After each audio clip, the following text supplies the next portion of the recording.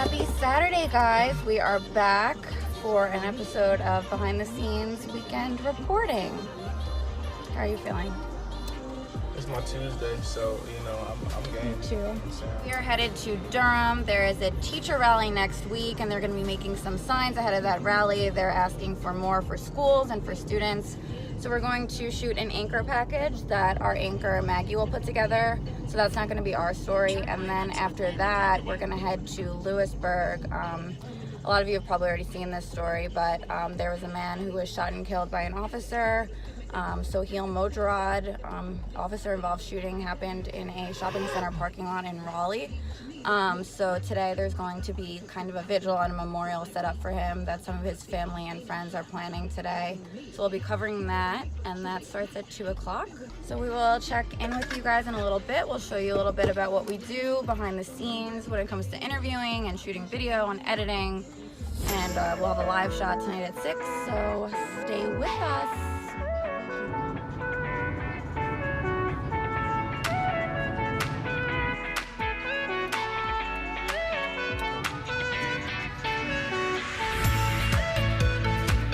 So this is the news car that we take every day. It's a Jeep. And as you can see, it's got the CBS 17 logo. It's in a lot of places. It's your close-up. Yeah, we got two.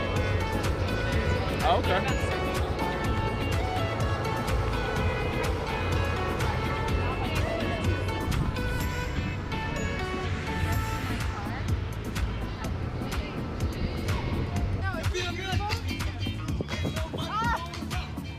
Go right a little bit more on it. Good afternoon. We have car shop over in the parking lot over here. We have car. Our first interview of the day is going to be the man who organized this event today. I am an art teacher here. I've been here for 22 years, and I've been a member of the Durham Association of Educators for that long too.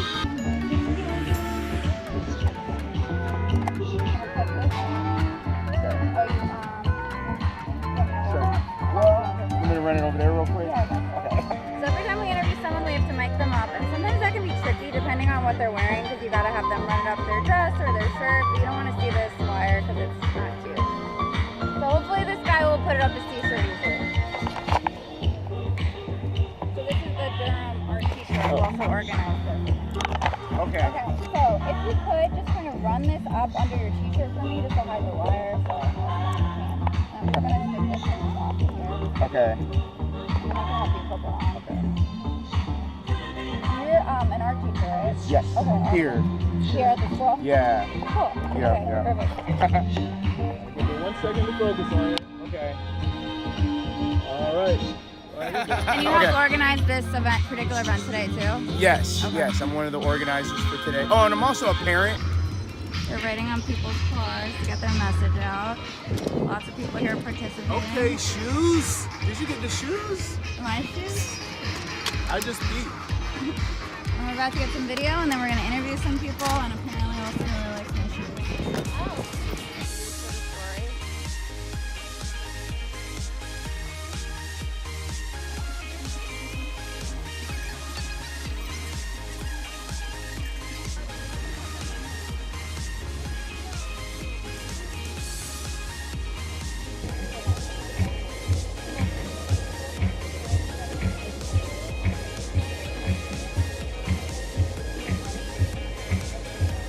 We're making a quick gas stop before we start the day because, as you know, we drive a lot. There are a lot of miles on some of these cars. This one, I think, has 144,000.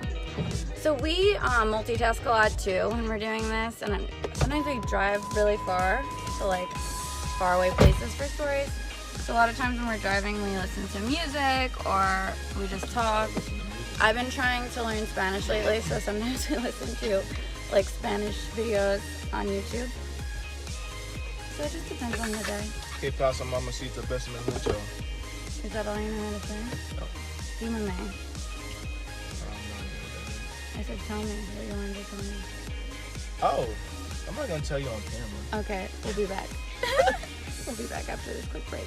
Alright, so we just had to drop off video for that anchor package on the Durham teachers making signs, and now we're headed to our actual story today, which is a celebration of life for Soheil Mojarrad. And I told you guys before, and you're probably familiar with the story if you've been watching the news at all, but this happened last Saturday night. It was an officer-involved shooting. 30-year-old Soheil Mojarrad was shot and killed. We've talked to his family, and we've learned he had a traumatic brain injury about 10 years ago. He was in a car accident, and he's been battling with some mental health issues ever since then. So a pretty sad story. And his family today, they said they didn't want to have a funeral, they wanted to have a celebration of life, because that's just how they want to remember him. They said he was just the most positive, upbeat person. So they're doing that in Lewisburg today. It starts at 2 o'clock. So we'll head there. His brother invited us, and we'll cover that event, and we'll be live at 6 o'clock on that story. So, pretty sad story. It's crazy because we get so many of these stories that it's just like, you don't get numb to it, but you just get to a point where it don't really surprise you. Like, the only type of story that I'd be like, whoa, is if like aliens came to Earth or something. I'd be like, yo. People do send us those ideas, but never seen one that I believed. I'm not gonna lie, I would like to be at work if aliens come to Earth. Yeah, that'd be a pretty good story. I'd want to work that story.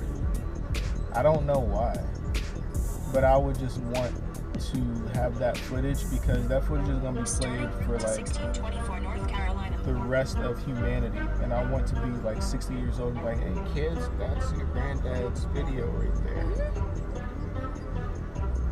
And that would also be an excuse to leave and go home. Like, they call me Austin, we're like, no, aliens are on Earth, I'm out.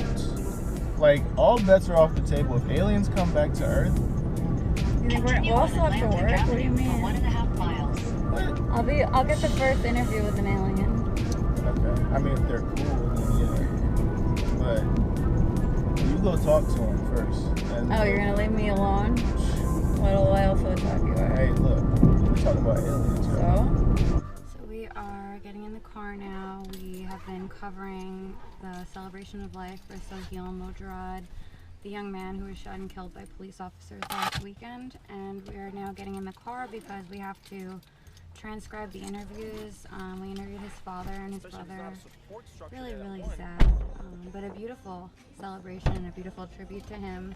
They showed us his garden. He had started growing a garden of vegetables at his parents' house, and he wanted to start a nonprofit to feed the homeless. So just a lot of very sweet stories about him. So now I have to listen to the interviews, transcribe them, write the story, and then once my script's approved, Austin will edit it, and then I'm gonna do a live shot at 6. So we'll probably do it by his garden just to show that. There you go. Oh my god, this thing is so tangled. I want it. Huh. Yeah, it's all good. Alright, I'll do that. Alright.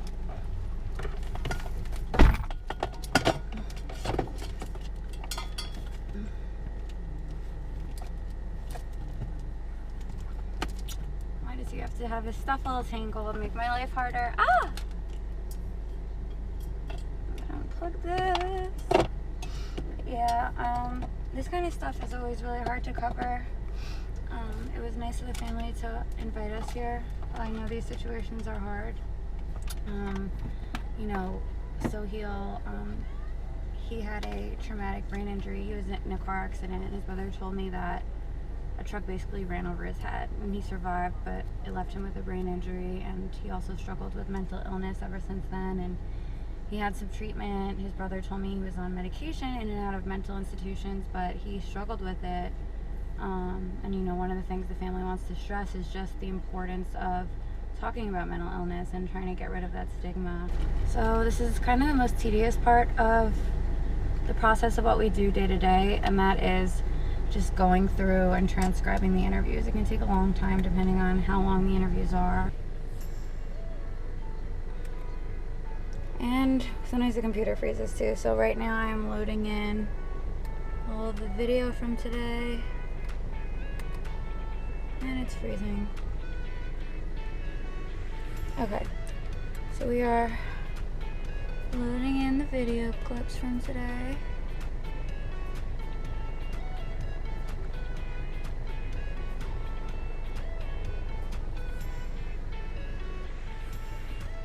This is the editing program we use. It's called Edius. I've used a few different ones in my career, but Edius is pretty easy to use, pretty straightforward. Not super fancy, but it gets the job done.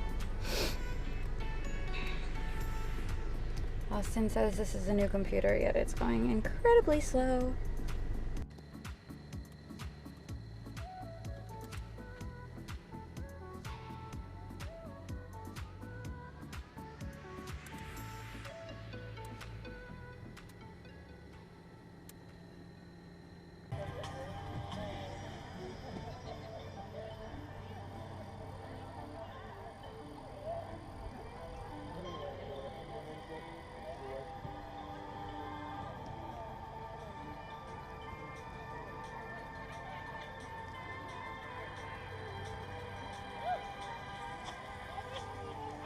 Sohel's brother tells me a traditional funeral just didn't suit him. That's why they're holding a celebration of life today with family and friends, music and food. And his family tells me the thing that they're most proud of is this garden over here.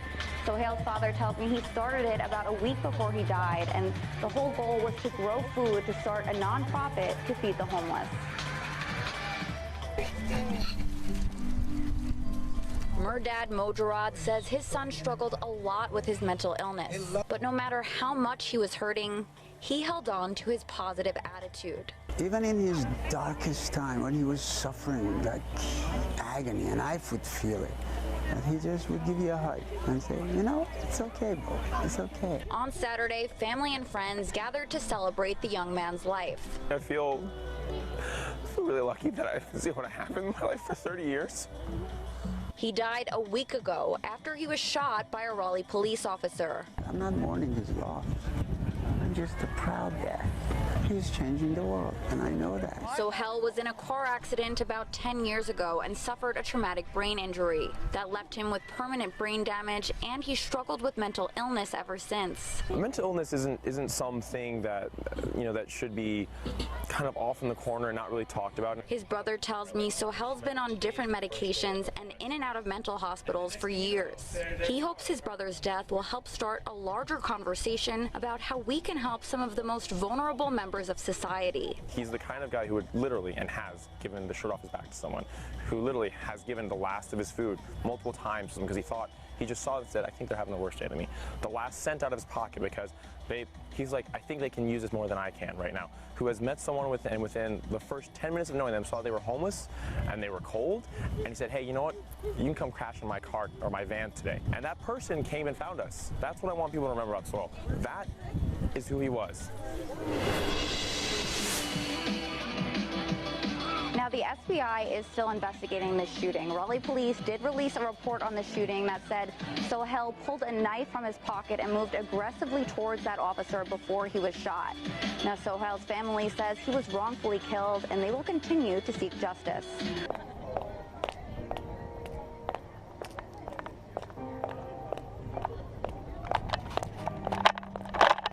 Time to go. Sad days sometimes, they're hard, but if it makes a difference, it's worth it. So look, this is the TVU. That's what we used to go live. It used to be a lot bigger, but they made it smaller. Now we don't need a big satellite truck to go live, which is cool. Easy day. But I just call it Saturday.